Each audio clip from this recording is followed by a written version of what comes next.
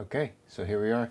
We are going to be taking our Rockwool cube and transplanting it into our DWC with a drip ring bucket.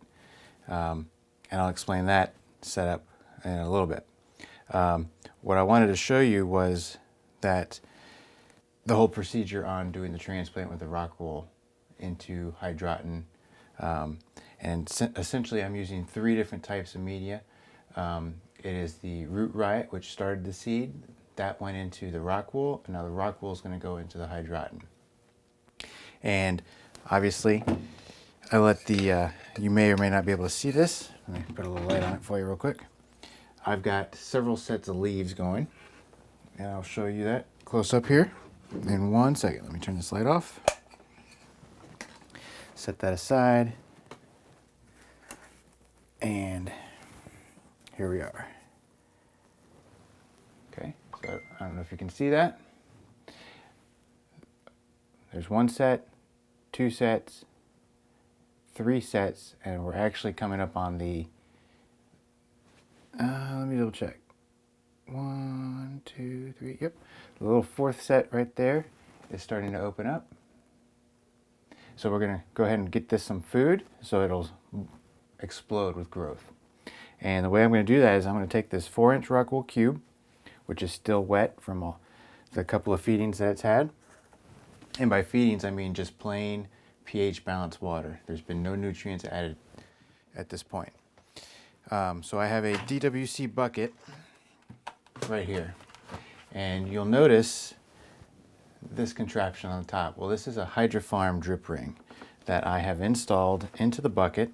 There's a video I have out there on how to do this and how to create your own at home. It'll save you a lot of money. And I don't mean just with the construction of the bucket, but it will actually allow you to grow more successfully from seedling in your DWC. So you're not having to constantly water on a daily basis or multiple times a day your seedling. So without further ado, I'm going to go ahead and check my height. And we are looking pretty good. So what I'm doing is I'm putting the Hydroton. I put Hydroton in here about halfway up this bucket or this net pot. And let me see if I can zoom in for you real quick and get you a better shot of what I'm doing, what I'm working with. So Hydroton, which is just your expanded clay pellets, halfway up in the net pot. Now I'm going to go get more Hydroton and I'm going to fill it up to just above the surface. And I will be right back. Okay, so I've got my Hydroton over here next to me. What I'm first going to do before I go ahead and fill this up, see how easily this ring just folds right up? I'm going to take the outside of the Rockwool off by just sliding it up.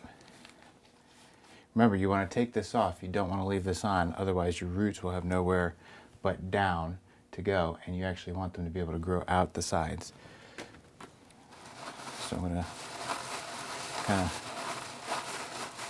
level off the Rockwool here. And I'm going to slowly apply the Hydroton into the bucket. So bear with me.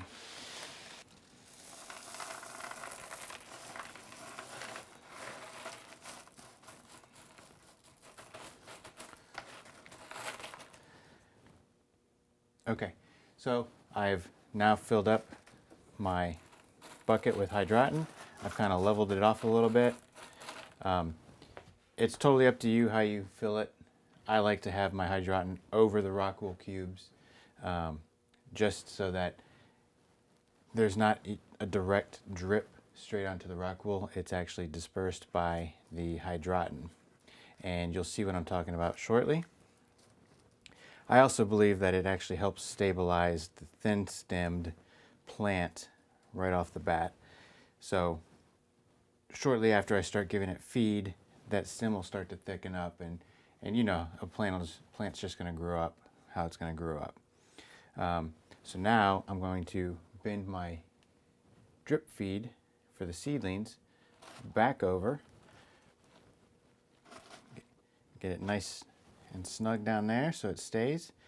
And now I'm going to go create my solution for my seedling. And I'm going to apply that by pouring it over. As I mix it, I'm going to pour it in. I'm not going to have the solution pre-made and put into the bottom of the bucket here. I'm actually going to pour it over so that some of that soaks into the rock wool and starts to feed the plant itself right off the bat. And once I get that created and mixed, I'm going to show you what the next step is.